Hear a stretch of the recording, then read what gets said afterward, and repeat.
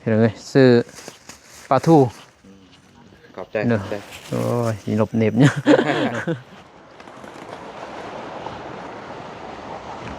นี่เกาะกกตัวนี้เสื้อแต่เขาสีดยาแล้วเห็นบอลนี่กลางบ้านโอ้อู้ย่างระดับ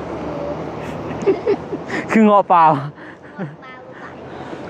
คือเหรอความงามงามขากงามแน่แท้มานำช่องสิ่งลูกเขาด้วยว้าย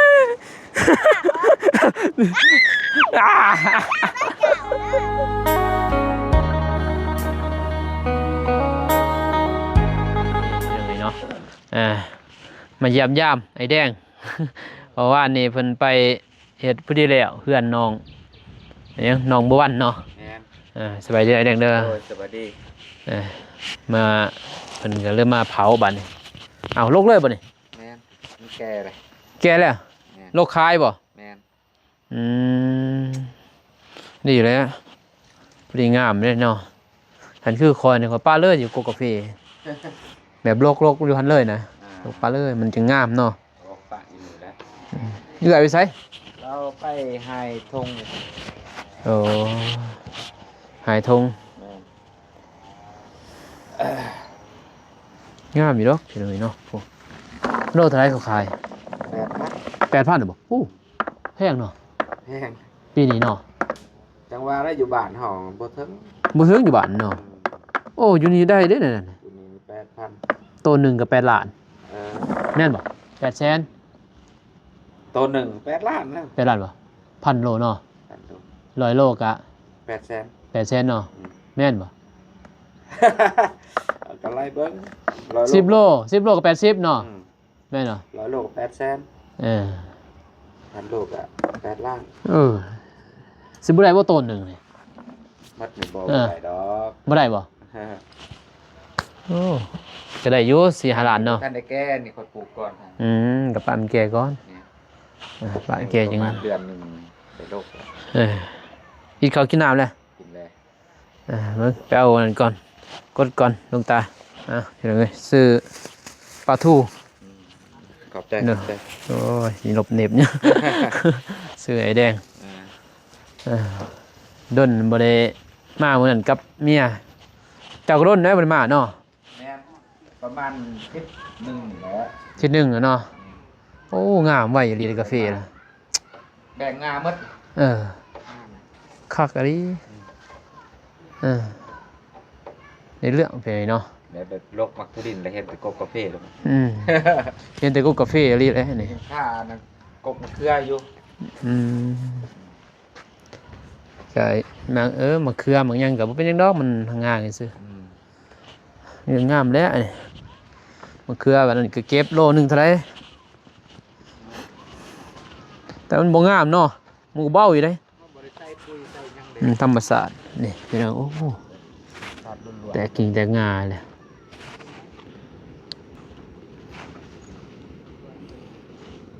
ปีนาได้เก็บเลยได้เก็บบ่เก็บขอกะลีเนาะแต่ต้นนั้นเลยสิได้เนาะ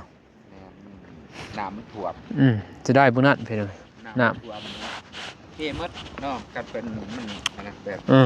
โอ้นี่เห็นบ่ดีนิดนึงเลยเหรอปลูกมันสิมีแหละเนาะพุ่นเนาะแม่นFC ว่ายันกินพูนบ่กินดอกพี่กินดอกเพราะว่ามันบ่แม่นมันเป็นหากมันเป็นอันน่ะหัวเป็นหัวซึ่งมันก็อยู่ใกล้กันนี่นะอันว่าชนิดปลากินพุยนี่มักพริกนี่กินกระโปดกินมักทะดินบ่กินพุยบ่กินเนาะมีแต่บำรุงดินอย่างเดียวเพราะมันอยู่ใกล้เด้พุยก็บ่ฮอดดอกเห็นว่าหากอันนี้เนาะพอเบาเตียงมันซับเท่านี้เด้นี่ซื้อเดี๋ยวเขาปลูกพี่เขาปลูกแม่นบ่ได้หญ้าห่างหากคือดินสักสิมาฮอดพี่ให้มันงามซ้ำได้นี่สมดุลดินนี่คอยนี่ป้าเลยคอยกกมันสิได้ตัวนี้เลยพี่น้องมันก็บ่ตายปานใดเลยบ่ตายบ่ บ่ตายแต่ว่ามันก็บ่อยากงามมันแล้วเนาะแต่ อะไรอะไร แต่ดินเลย โอ้ขึ้นไหวดีเลยเนาะขึ้นไหวลีโก เพราะ ก ว่าโดนๆก็ตายคือกันแหล้วเนาะมันเหลือง จักแล้วคือว่านั่นอยู่บ้านมันบ่ตายได้เด้ ตายว่ะ เพราะมันมากคือกันนะ อืม แบบโอ้แต่เบิ่งนี้เขาฉีดยาบ่นี่ แม่น เพียงหนีไปนั่นเนาะแบบมันยังอยู่โตเนาะ แม่น แต่ว่าอยู่บ้านมันกกใหญ่บ่จังบ่ตายมันเป็นกกน้อยเนาะมันเลยแบบหากมันน่ะนะมันเดินบ่ได้มันแข็งเลย เออ แต่ว่าอ้าวมันขี้เลื่อนอยู่มันบ่ตาย อยู่ไกลน่ะ เดืออยู่เนาะ อยู่ ขี้กระเดือนหนัก นั่นแหละก่อน แม่นขี้กระเดือนกู บ่ได้ไปใส่หม้องใส่หยังบ่นี่ บอกว่า ป้าขึ้นเด้พี่น้อง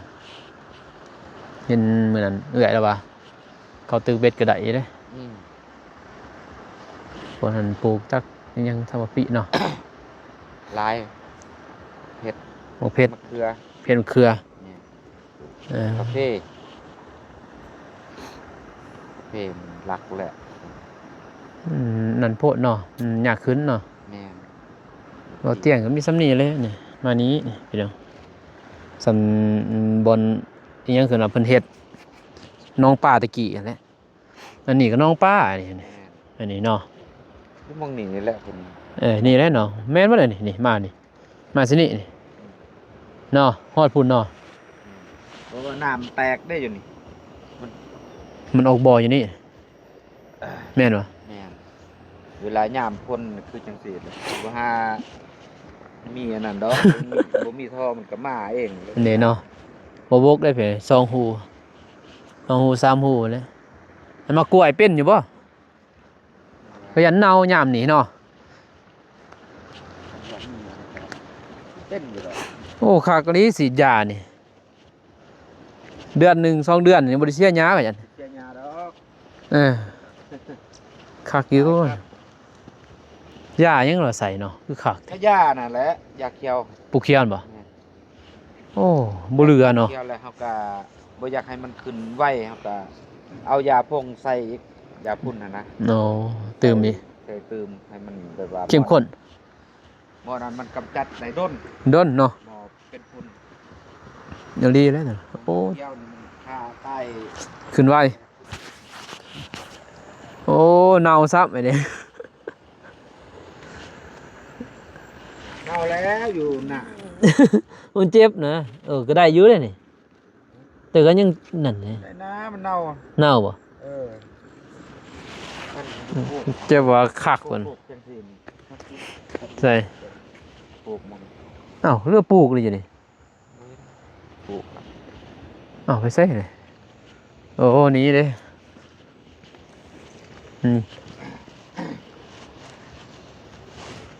มากล้วยยังคืออะไรกล้วยหวานบ่เตียงมาแต่บ้านนั่นแหละโอ้น้ำใหญ่ดีเนาะเซาะหมดแล้วนี่โมตอนนั้นเขาดุดลงนี่เนาะ แม่น วันนี้น้ำมันไหลยากติมันสามันเซาะ เอานึงมาก็หน่อยเขาดึงใหม่มาขวางทาง บ่เดี๋ยวเขาจะเฮ็ดน้ำมันอังหั่นสบายอาบเขาโอ้ อาบกระโตนต้มมันเลิก เป็นอยู่บ่กล้วยนี่อันนี้งามอีกพี่น้องเอ้ย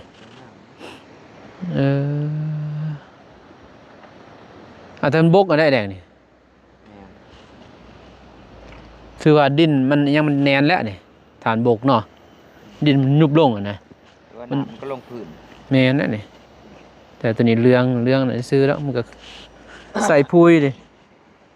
ใส่ด้นน่ะบ่คือกำลังใส่ แม่นทิศนี่ก็เขาใส่ โอ้ใส่ลายโพดก็บ่ได้นะเดือนหนึ่งเทื่อหนึงก็เอานี่เดือนหนึ่ง2 เทื่อไปใส่ลูกมาเด้อทากได้ เล่นว่าแม่จะห้องอย่างจะไปเก็บนั่นบ่ ยอดเยอะ จะบ่เป็นดอกเก็บ บ่ทรายเก็บ ย่าง เด้ไปเก็บแม่บ่ใส่บ่ลงดอกนี่ อยู่โคก อืม เก็บเอา เก็บเอาเมื่อกินเด้นี่อยาก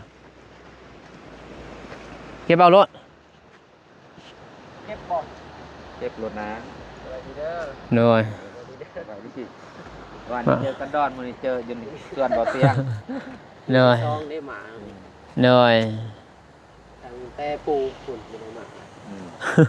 หลังสองเดือน สบายดีพี่น้องได้ถ่ายบ่ถ่ายเลยรถมาภาพเอาสายมาเบิ่ง ให้น้องมุสบายครั้งแรกนะ บ่เคยมาบ่ อยากมาเบิ่ง จะน้อยพาเพิ่นมาแล้วก็ไปเบิ่งนั่นเด้ส่วนไปเบิ่งเพื่อนบ่น้องเมฆอีกไปเบิ่งแต่ก็แล้วน้องเมฆยังแต่นั้นเนาะยังแต่ยังกะโลกะ ปูกะโหล สีก็ยังบ่หลายดอก สี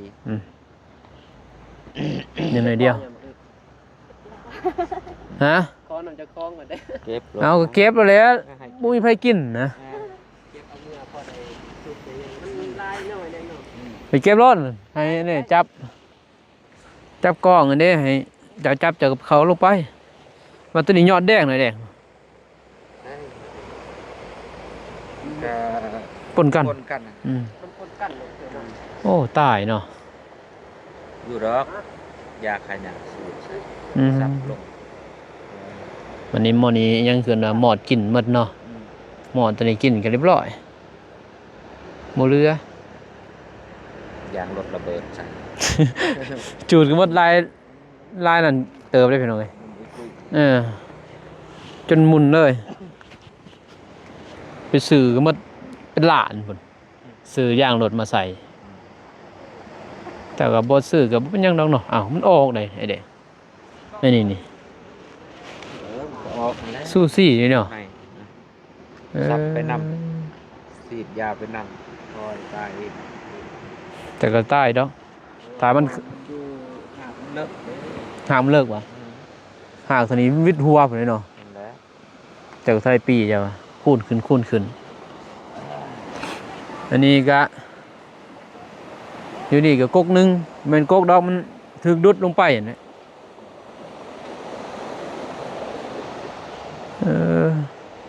แล้วตัวนี้ก็เกาะเลยเนาะเกาะกกตัวนี้ออกมาผีได้เด้เผาไว้นี่เนาะ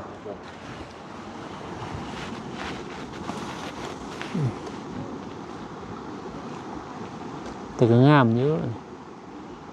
เดี๋ยว จังมือได้เจ้าของผู้สิมาเด้ ผู้ใด เจ้าของแล้วจังมือได้สิมาหานี่มาเบิ่งสวนนี่ยังลุยซอยเรือคนอยู่พุ่นน้ำท่วม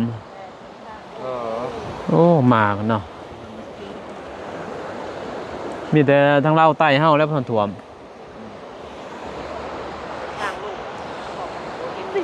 ระวังหน่อยเด้อจะจอดนะบ่ทรงจ้ะทากไหนโว้ย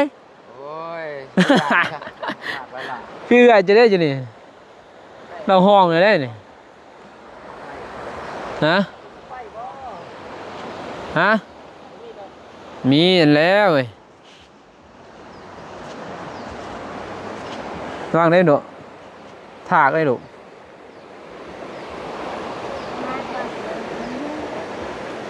ตกตาบ ร้ายนะไปให้เบาทรายเพิ่นเก็บยอดอันนี้ยอดใหญ่ๆหรอกตอนนี้นี่มันเขาในบ่ได้เห็นดึงออกทิ่มอ่ะเลยมันเขาในเด้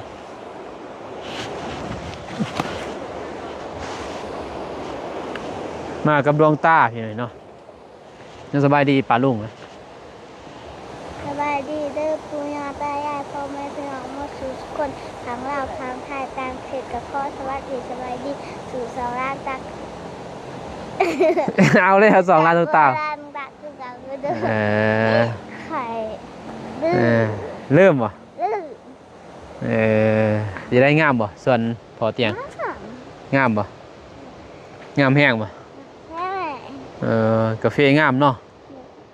โอ้เบิ่งพอกาแฟเป็นยังไงอ่ะแต่พอหญ้ากำลังสิตายเป็นไงเนาะหญ้าก็ย่านนั่นได้พี่น้องจอนก่อนย่านทากทากร้ายเลยจัง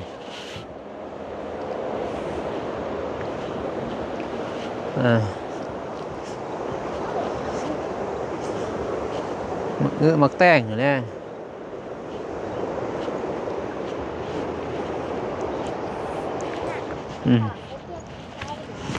หนึ่งกำลังแตกพี่น้องไงเนาะกำลังมันแตกมันยังโอ้งามใบมีแต่กกงามๆเลยมันเด้องามเด้อ1 2 3 4 5 6เลย6 เดือน6 เดือนก็6งา6 อันให้น้องไงเนาะพอเดือนละงาเห็นอยู่บ่พอ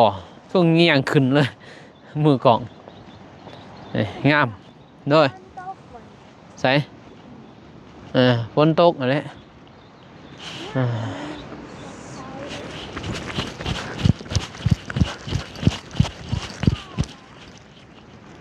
นะ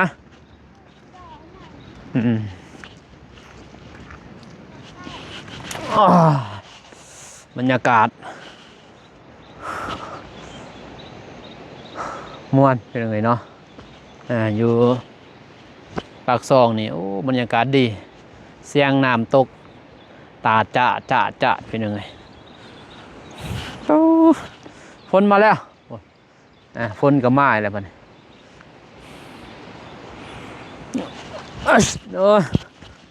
มาเยี่ยมยามส่วนเบาเตียงมาจอบนี่แหละเป็นไงเนาะมาเบิ่งมาจอบไปซื้อนี่โอ้งามไปหาเก็บหยอดมาเมื่อกินก่อนมาเมื่อนี้กะ1พาน้องบุษบาเพิ่นมาเบิ่งสวนเพิ่นอยากมาเบิ่งแล้วก็มาเก็บตัวนี้โอ้ลุงตาปลาแต่กินบ่ได้ดอกเขาฉีดยาฉีดยาเบาใหญ่เลย นี่พี่น้องเอ้ยเขาฉีดยามันบ่ฉีดโอ้ตันแจวเนาะตันจะเฮ็ดหนวดครับจริงๆใช่แต่เขาฉีดยาแล้วมันบ่นี่กลางบ้านโอ้ย่าง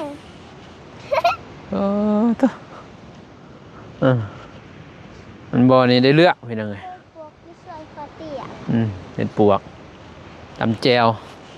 แต่ว่าตอนนี้ฉีดยาเด้บ่ได้เด้ทิมเลยคือกินบ่ได้เทพ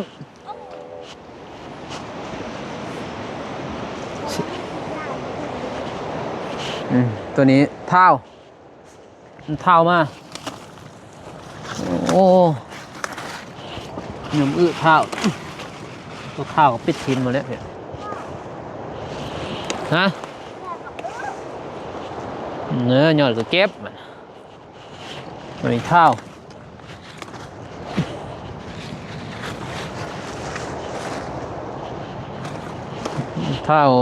ถือต้นกาแฟ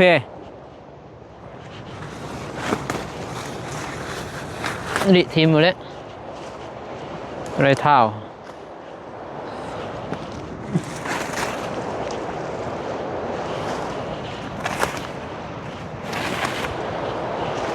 เหมือนเท้าเขามา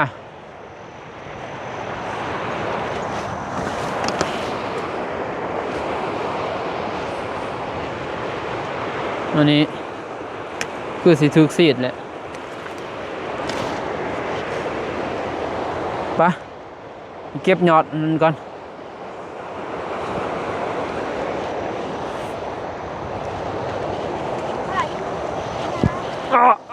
ฮะ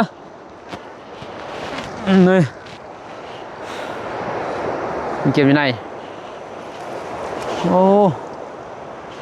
งามมาดิยังไง ไหนเมียเบาดงมากนะเพียงมักกินเก็บมือนั่นเขาเดียวหมดเพิ่นสุบกิน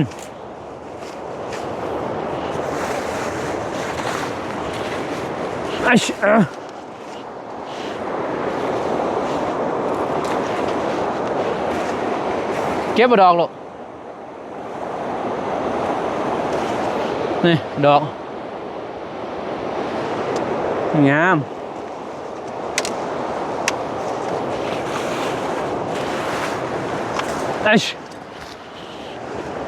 โอ้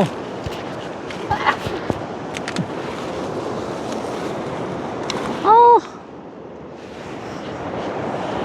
ดอกที่แห้งใหญ่นี่นี่ กระดับ คือเงาะเปล่า ปลาไป คือเหรอ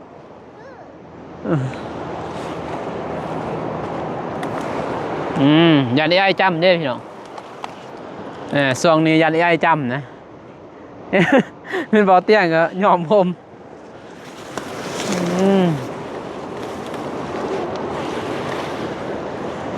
อ๋อน้ำตาด้วยนี่เสียงน้ำตาตกเนี่ยฉาดเลย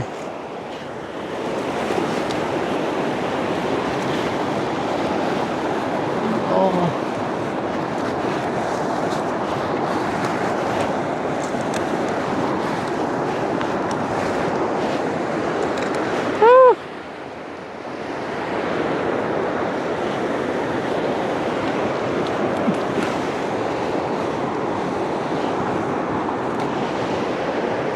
โอ้งามงามฮะยุ่งลายวะยุ่งลายวะ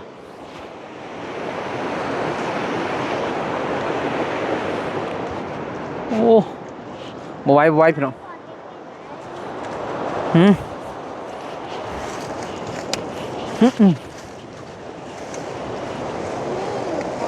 ตอนเก็บอะไรเลยคือเขาเสียยาเก็บอะไรแต่ข้างใน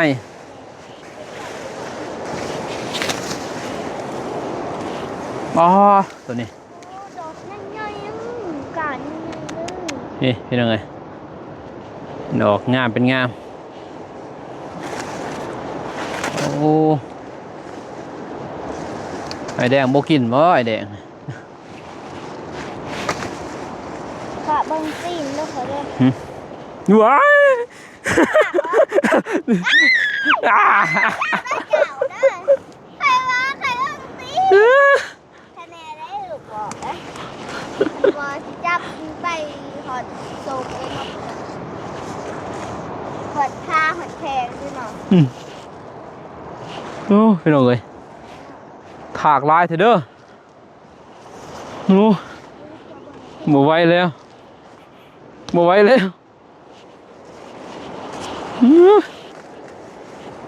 ถามจับ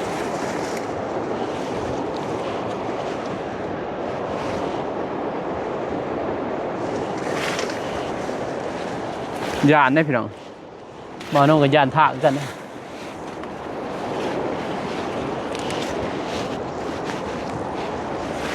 เอากับยานถากคือกันเด้อฮะมีมันมาอีกบ่ไหวแล้วบ่ไหวแล้วโมเอาไหนเนาะ ถักลายแห้งนะ อย่าอุ้มได้ขั้นเลยอ้าวบ่ไหว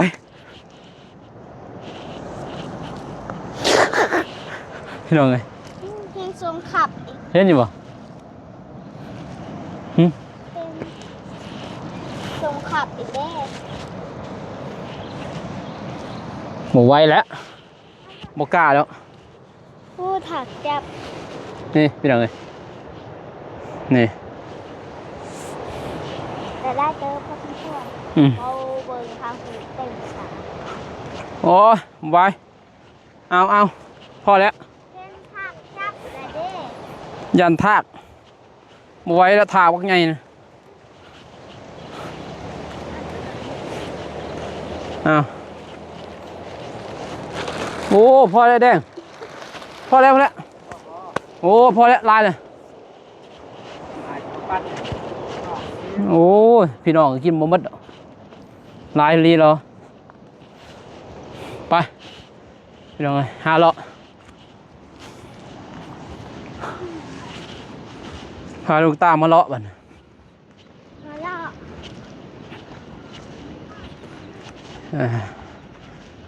เฮ็ดก็บ่ได้กินดอกพี่น้องเนาะเพราะเพิ่นฉีดหมดเลยเด้ฉีดยาฆ่าหญ้าหมดเด้นี่ ทางคุณก็สิบเหรอ ใส่ จับ ฉีดหมด ไม่บักเครือกับสิบ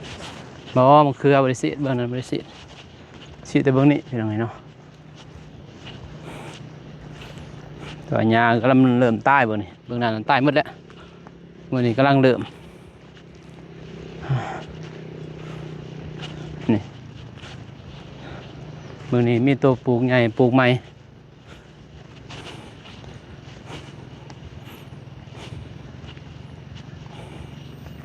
6 เดือนซื่อๆได้เพิ่นเนาะยังซ้ำนี่6 เดือน5 เดือนเองโอ้โหอะไรถากพี่น้องเอ้ยยันถากเอาไว้เลยครับมายันถากพี่น้องเอ้ยเนาะเจ้าบ่ย่านบ่ ย่านเคยเห็นเคยตื่นค่ะว่าไอ้เหอะเบิ่งสิเรื่อง โอ้ ไม่ใครทงบ่ครับค่ะ บ่ไปพี่น้องเอ้ยหาเลาะเบิ่งกาแฟบ้านโอ้นี่แลนเลาะแล้วดีใจเพิ่นอยากมาแต่มื้อนั้นนี่เนาะบ่าวน้องมากับเมียมื้อนั้นเพิ่นอยากมาป๋าดวงตาตกนี่อ๋อเจ้าความงามงามคักงามแน่แท้ มานำช่องเถื่อแหละ หน่อย2 เทื่อแล้ว หน่อย มาเก็บกาแฟเด้อมาบ่เก็บกาแฟมาหับจ้างพอเตียง ครับจ้ะ บ่มีเงินเด้เฮามีเงินแป้งรถเนาะเด้เจ้าบ่ มักอื้อ หาเงินแป้งรถนะพี่น้อง ซื้อรถมาแป้งโอ้จุกแหละ การบ่ผัก หืม เป็นสิบเนาะ หมอบริสิตัวนี้นี่ ประเทศใด อืม เบิ่งฝักเชื่อไม่เลย หมักตัวดินเพิ่นตัวนี้นี่ล่ะสิหน่อยหนึงนี่หมักตัวดินนี่ ฝักเพื่อนกินหนัก ได้ทุกอย่างมันของมะเขือเต็มก็บุรีใบมันไอ้แดงรีใบมะเขือนี่งามเด้เป็นหมากดีเลย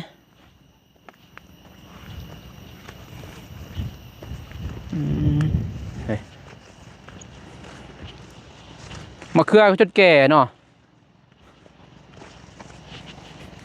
บ่เจ็บฮะ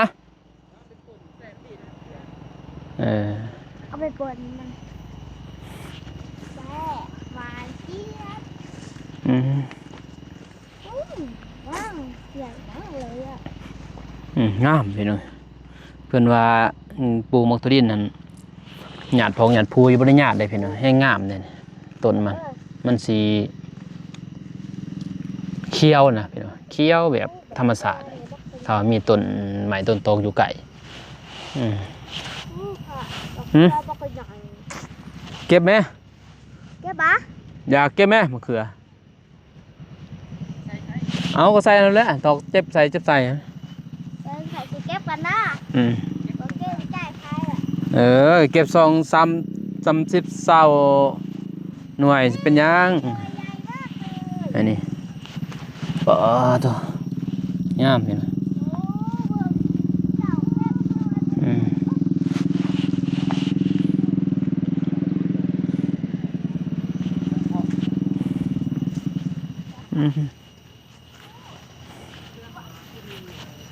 ต้น เขือคือใหญ่อะไรมะเขือเลยเราบริคายเพียงมึงจนเน่าโอ้เสียดายจะไม่ยังมากินเลยมันเขือจนเน่า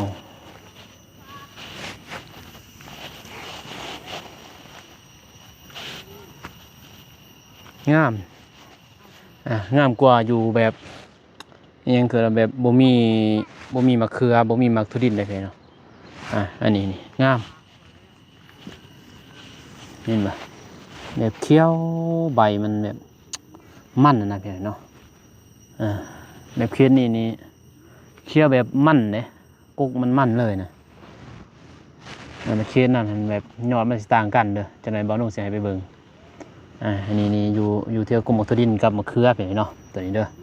แต่ว่าคู่กกได้งามมันงามคู่กกเลย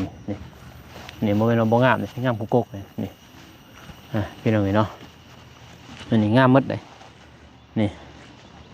อยู่ไก่ทุดินนี่มันสิแต่ความแตกต่างกันตัวนี้พี่เนาะจะมาเบิ้งบัดมาเบิ้งบอลที่เขาบริปลูกยังบัดพี่เนาะ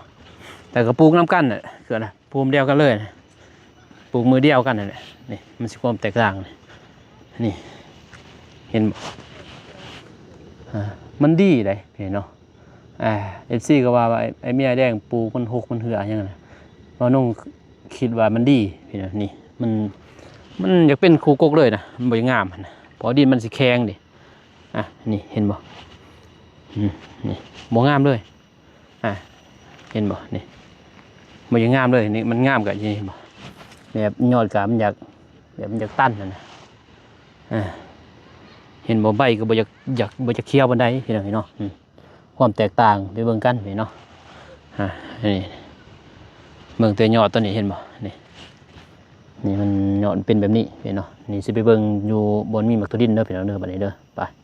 นี่พี่น้องเอ้ยบนมีมักทุดินพี่เนาะนี่มีมักทุดินมีนั่นมันสีงามแบบนี้ใบเขียวพี่เนาะดีคือแม่แดงเพิ่นปลูกแล้วก็หญ้าในบ่หกหญ้าสิบ่หกเลยผมมีแต่มักทุดินเด้กวมก็หญ้าบ่หกอีก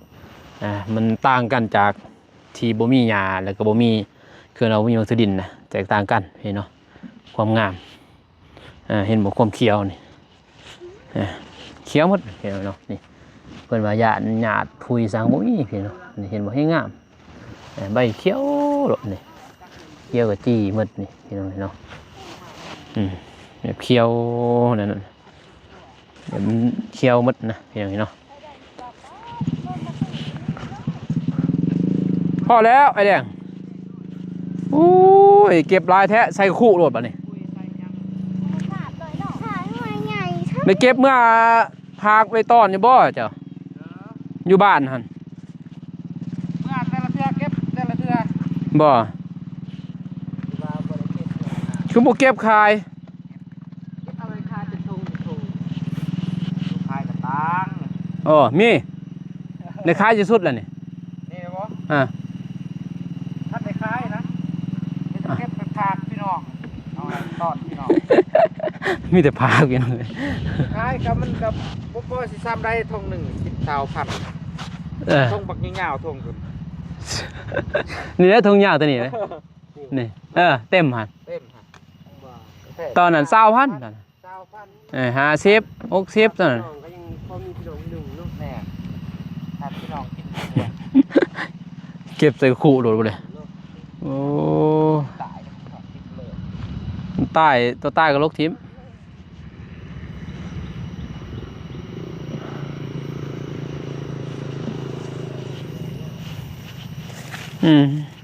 งามเป็นน้ำอากาศมันเย็นเนาะบ่แล้วมันตั้งงามนะเขตนี่เนาะใส่ปุ๋ยให้งามกว่านี้ใส่ปุ๋ยสีดให้งามเลยอันนี้แบบธรรมศาสตร์กินแบบบ่ต้องล้างนะบ่เจ็บมากนี่ยำเลยมันเจ็บก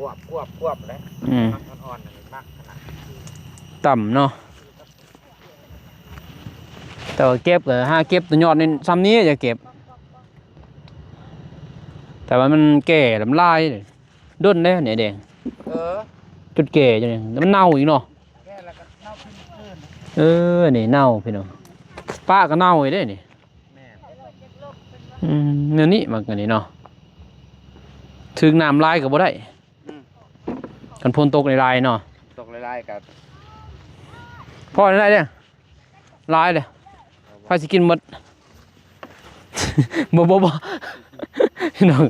เออแต่ว่างามในกาแฟเด้แบบอยู่แถวนี้มันงาม งามแล้ว มันต่างกันกับอันนั้นอีก เพราะมันได้ห่มเลย เอาว่าเดี๋ยวเบิ่งแม่ว่าญาติพูดว่าบ่ได้ญาติได้อันนี้งาม ไม่งาดจากไร งามเลยพี่น้องเอ้ย อันนี้ใบมักทุดินนี่มันก็ล่นเป็นปุ๋ย เป็นปุ้ยเนาะว่ามันแก่เนาะมันก็หล่นปูมักตะดินตัวนาทรงเกือบนะแห้งงามพอแล้วปะให้นั่นเนี่ยเมื่อพากเนี่ยพากพี่น้องอยู่พุ่นอีกอยู่กำกอกงามดิเนี่ยเมื่อพากพี่น้องอยู่กำกอกอีกเข้าก็ยิ้มบัดเที่ยวนี้คือบ่เกิดน่ะเนาะ ทุดินบ่ บ่น่ะนะเฮ็ดน่ะนะ โอ้ มันอยู่พุ่นนั่นบนเขาสีก็มี ทุกคนได้ อยู่หันแล้วคอยทิมมันนะเขาไปทิมเลยฮะเฮ็ดคอยทิมแล้วบนเขาสีดยาโอ้นี่แดงปูมาปลูกมากันนี่มักทุเรียนอีกเจ้างามบ่หน่วยใหญ่ดีเนาะ สมบูรณ์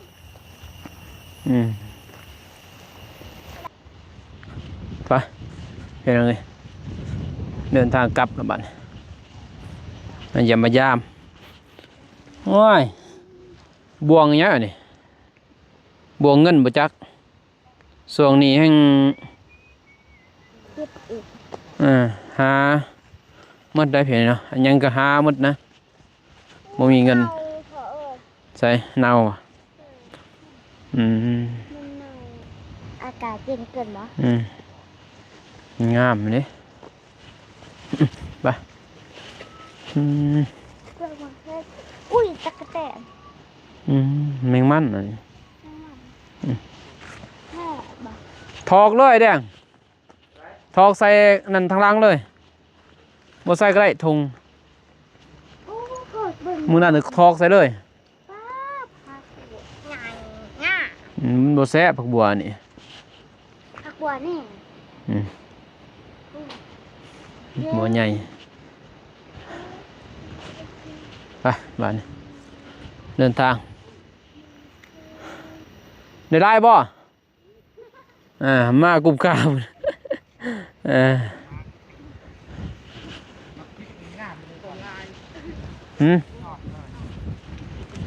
โอ้ป้ามันแก่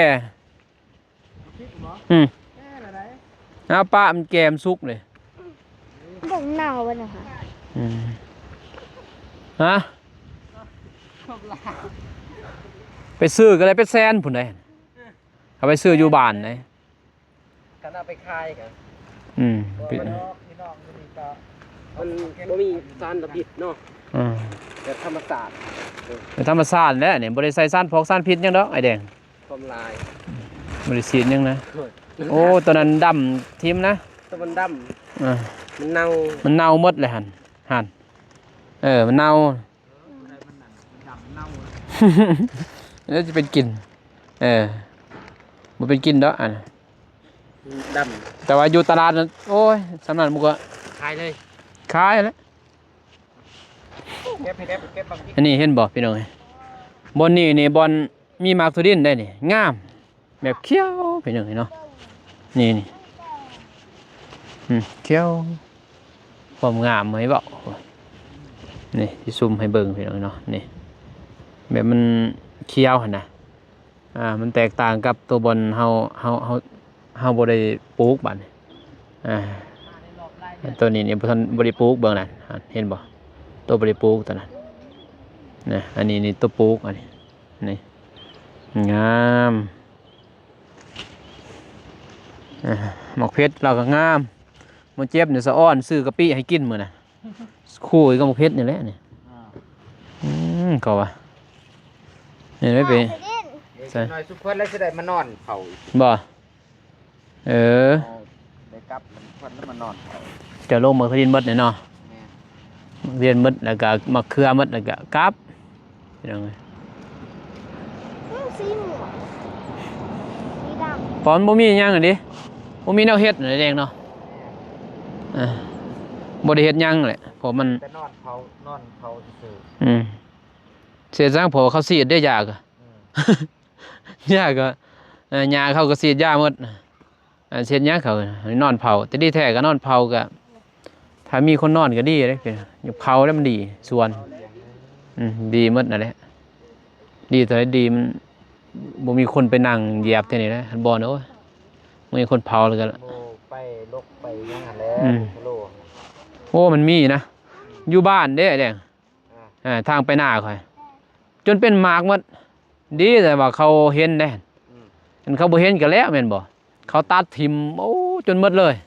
ความหมากดกไม่เว้ากำลังหมากปีที่3ตัดทิ่มจนหมด สิได้เนาะ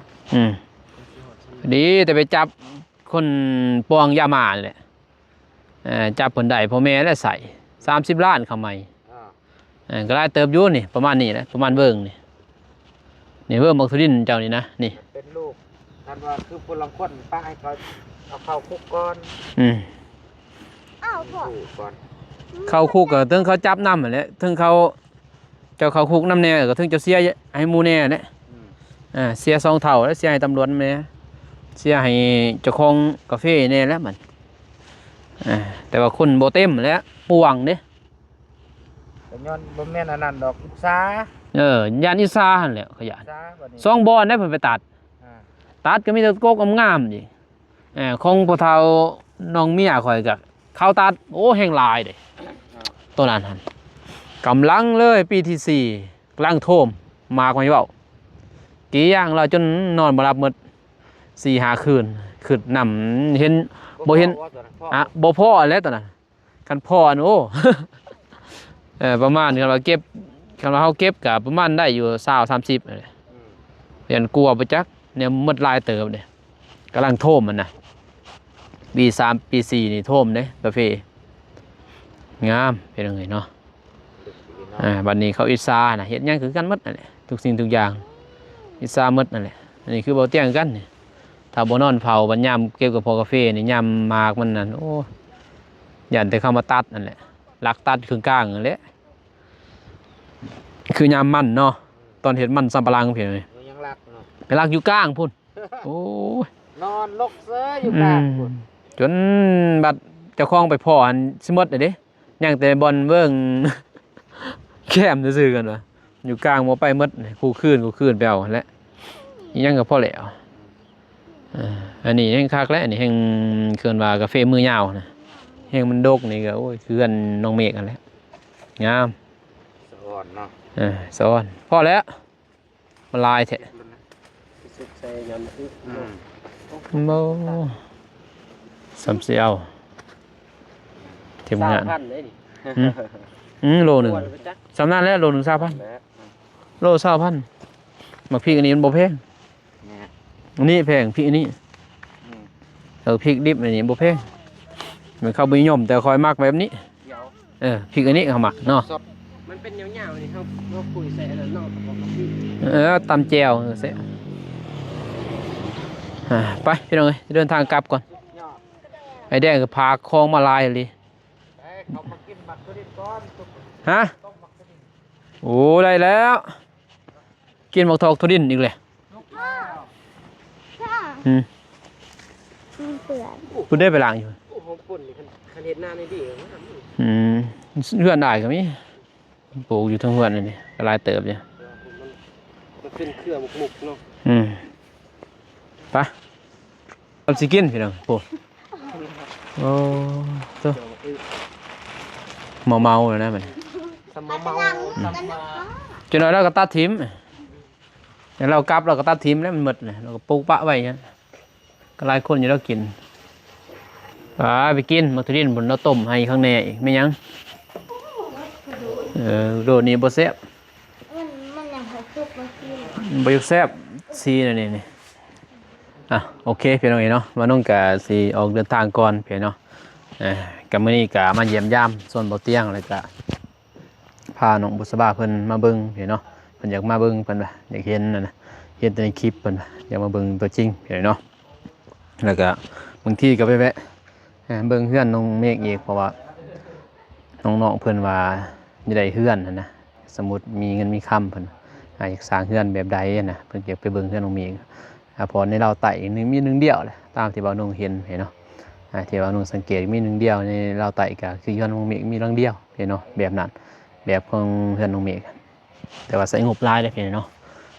แต่ก็สิพาน้องเพิ่นไปเบิ่งก็แล้วก็มาเบิ่งโซนกาแฟบ่เตียงแน่เนาะมาจอบมาเบิ่งแน่นะบ่าวนุ่งมีเวลาก็สิมาเบิ่งเนาะเพื่อสร้างเพิ่นเฮ็ดธุระและทางพุ่นเพิ่นก็จังมาเยี่ยมมายามแต่ว่ามันก็บ่ได้หกหรอกเนาะมีแต่ใส่ปุ๋ยหอดกำหนดใส่ปุ๋ยก็ใส่ปุ๋ยมาถนัดแล้วก็เสียยุกเสียยาคือแถวนี้นี่ไอ้แดงเพิ่นเสียเนาะก็บ่หกเพราะว่ามันเห็นว่าหกแล้วนี่น้ำมักตะดินแต่ว่ากาแฟงามเลยเนาะเที่ยใดมีกมักตะดินนี่มันงาม